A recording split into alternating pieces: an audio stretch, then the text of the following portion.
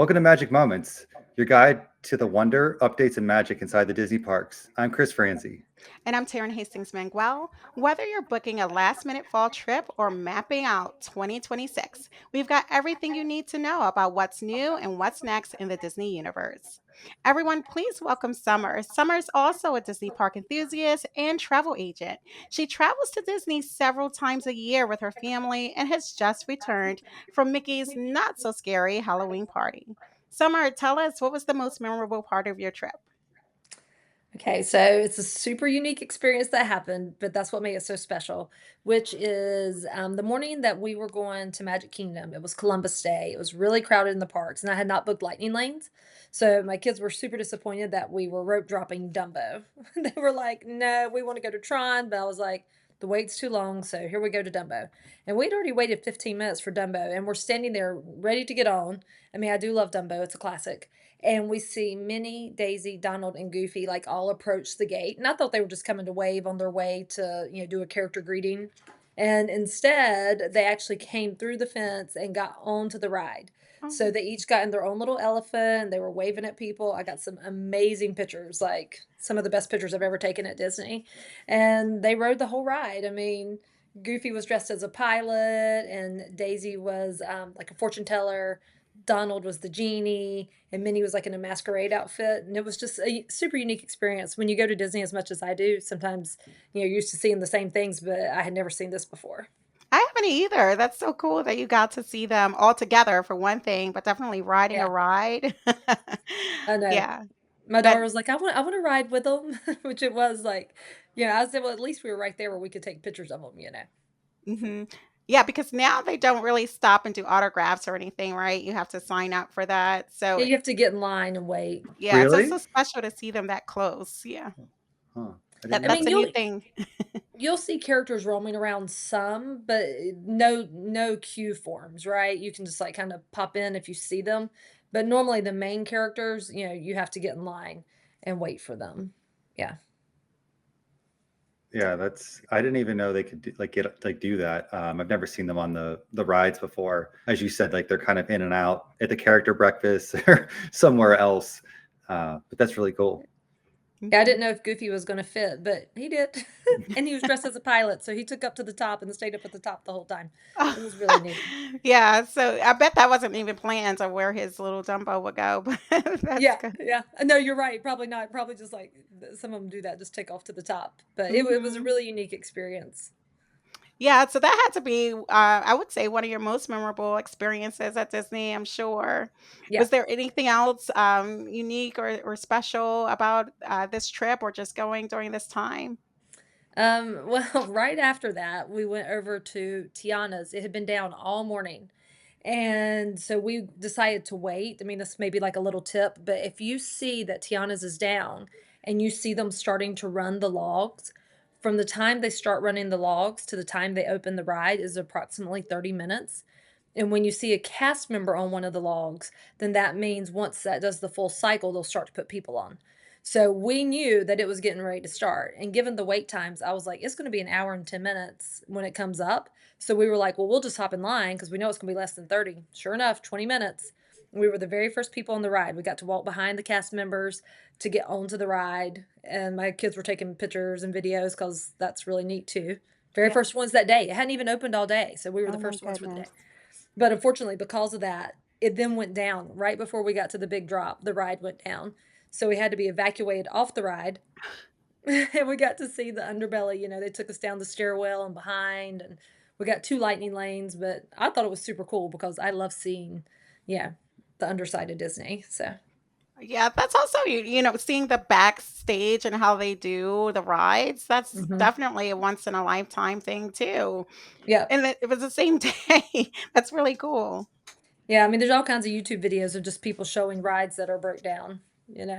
Yeah, that's true. I guess you can get a glimpse if you're curious of what those things are Yeah. like. And you don't really want your ride to break down, but on the other side of things, that's you need to be able to see what it's like behind the scenes.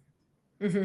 Yeah, that's that's good that it was a safe it was a safe one of those. Yeah, it hasn't happened to me, but I am always curious uh, of some of the pyrotechnics, if you will. I know that might not have happened there, but just like kind of like how they bring that all together. So it's pretty cool. What would you like? So you went pretty recently, right? I think it was when was it exactly that you went? 2 2 weeks? weeks? Okay. Um, so what would you say makes this time of year special at Disney? I think you said you go multiple times a year. So maybe compare and contrast this to other times and just kind of what stands out about this time. I love to go in the fall. I mean, you run the risk of hurricanes, but we've been during hurricanes a couple times. This time we have perfect weather, so that's an advantage for fall. If you can hit it not in a hurricane, then you're going to have like not too hot temperatures, low humidity. I love the fall decorations. If you go at the end of October, like I'm talking October 30th, 29th, 30th, then you can stay through November and see the Christmas decorations go up. Mm. And that's really fun to watch how overnight they can turn the park into Christmas. But so I don't know. I really like this time of year. Normally, you can hit low crowds, not on Columbus Day, as it turns out, but otherwise, right after that, the lines were not long at all. So it's a good time of year to go. Yeah, that's good to know because every time I go, it's really crowded. So knowing I'm making a list of the best times to go. So after Columbus Day, and Chris, we were talking about a couple episodes ago, that the beginning of December might be a good time to go to that first Yeah, week. I'd summer. I'd be curious if you agree with this, which is I I went a number of years ago after Thanksgiving, but before Christmas. I don't know if it was like the middle of December, but like I mean, there wasn't a soul because people used their Thanksgiving vacation and they used their, you know, they were going to go for Christmas and whatnot. And so it was just like, I mean, it was great for us, but I was just incredibly empty. Sorry, I had to mute for a minute because my dogs were going crazy from the Amazon. Yeah, It's not all passionate. So good. Yeah. So just I guess a question for you uh, to restate. I went a few years ago, a number of years ago, after Thanksgiving and before Christmas, so like mid-December, and it was hmm largely empty. Uh, mm. and hypothesis being everyone uses their vacation around the holidays. Like people can't just like take off 3 days in the middle of December, most likely. Yeah. But curious if you've kind of experienced the same or have any thoughts on that. Yeah, I have been during the most crowded times. Like I'm talking spring break, right before New Year's, and I've been during low times as well. I mean, when you go as many times as I do, you kind of experience all that. You can make a good vacation of it either way, but you have to be way more savvy when it's crowded, because you have to plan. You need to do lightning lanes. You need to get to the park early, and I'm talking an hour before opening time and stay at a Disney resort. There's a lot of things you have to do when it's that crowded, and it can be kind of taxing on the family, right? Because, especially if you've saved up for this trip and you can't ride everything. But I will say, I mean, a lot of times people can only travel during those times when their kids are out of school, when you have kids that are older. So it's doable. Just know you're going to go early and then go take a break and then go back at night. I mean, when we go, we'll stay at the parks till midnight. And, you can just, when Magic Kingdom's open that late, and you can just ride, pop off ride. So, yeah, I mean, I think you can do both. But if you're able, if your kids are young or still in elementary school and you can go during off peak times, I would definitely recommend that. Yeah. Yeah, Oh, we lost him. Oh, it's a he's back. great suggestion. So, Summer, I just wanted to ask about this time of the year. Are there any special shows, rides, or Halloween foods that are a must? Well, we like the Villain Show at Hollywood Studios. Have y'all seen that? I haven't seen it, but I've heard of it. Yeah, we really enjoyed that, and that would be good anytime, but especially around Halloween, because you're thinking villains. And the ending of the show is different every time you go, well, depending on how the crowd engages. So it's just got a lot of new technology in it. I find it to be a really interesting one. I also really like the parades over at Magic Kingdom. We did Oh, the yeah. new Starlight Parade. I had never seen that before, so that was a really nice parade. And we did three parades. Like we did the Festival of Fantasy, we did the Starlight, and we did the Halloween parade. So all the Okay. parades. How is the Halloween parade? Tell us a little bit about it. We love the Halloween parade. That's definitely our favorite. I would say my favorite part, they have these guys that look like they're dead. They come through with the shovels and they drag them on the ground, and the sound effects of it is just Oh, very Halloween-ish. And we really like the Haunted Mansion float with the Haunted Mansion dancers. So those are our two favorite parts. One thing that we always do for the parade is we'll go get our spot, and we like to go to Frontierland.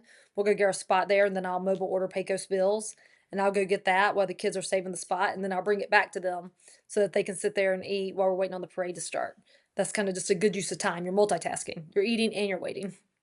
Oh, yeah, that is a really good suggestion. And I know you were telling us a little bit earlier about the key to coming early. What's something special that we can look forward to for early um, to the parade? Oh, yeah, if you get to the parade early, well, there's a couple advantages, for being there early, but one is if you've watched any Disney videos about the parade, you'll know that the Headless Horseman comes through about 10 minutes before, and it's such a cool feature of the parade, but you need to be in your spot at least 10 minutes before to see that. So that's probably the biggest advantage. Yes. Okay. So everybody come early to the parade, so you'll get the special treat of the headless horseman. Uh, thank you, Summer. You're giving us a lot of great advice, and as you're hearing from Summer, this is a wonderful time to visit. So if you can't make it this year, definitely put it on your list for 2026. Starting as early as September, but through October, you can get a taste of the fall events and some spooky extras.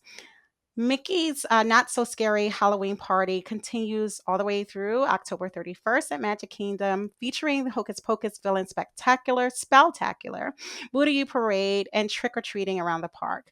New fall treats include candy corn Baron, pumpkin spice funnel cake sundae, kimchi corn dogs, and yes, they're actually amazing. But resort discounts are live through November 20th with room only deals up to 25% off.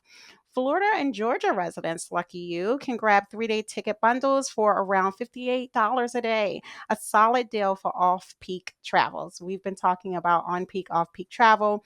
If you're going off peak and you're a Florida or Georgia resident, that is another incentive for you. So, Summer, two questions. First question is things like kimchi corn dogs. One, did you have them? Like, or two, like how, like anything fun there, like the pumpkin spice funnel cake. Like, I'm always curious in the food options. Just that's me being me. So, anything there that kind of stood out to you that you might have had? Well, my son bought the $20 Starlight popcorn. Oh, It was like blueberry, maybe. I don't know. It had all different. I mean, it was beautiful. It was beautiful popcorn. I don't know how practical it was. Every time he would eat it, it would turn his mouth blue. But that's a special popcorn that they've just recently came out with the Starlight Parade. I'm trying to think of what other things we had. We had like an apple cider cake dessert. I think that was from Pecos Bills. I'm vegetarian, so definitely didn't have the corn dogs.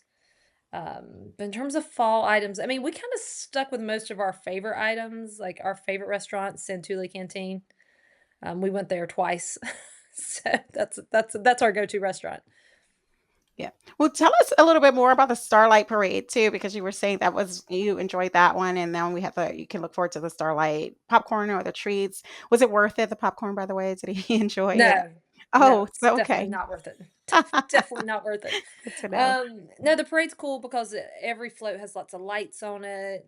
The music is really good. Even the costumes of those who are walking in the parade have lights on them.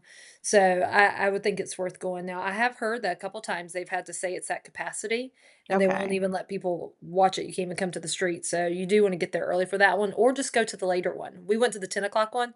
We had no problem. Yeah, because So everyone's beat by then. yeah, everyone's going by then. Yep. Okay. So that's awesome.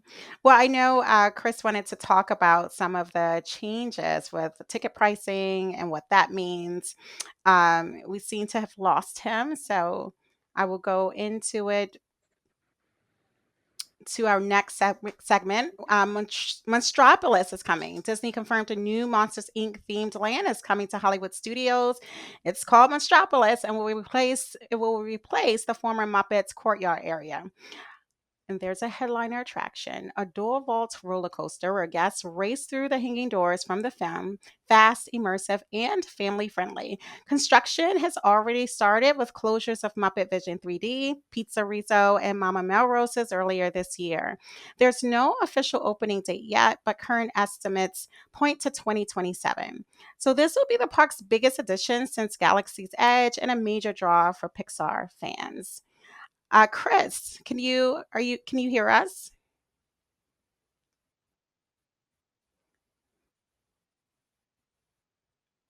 Yep.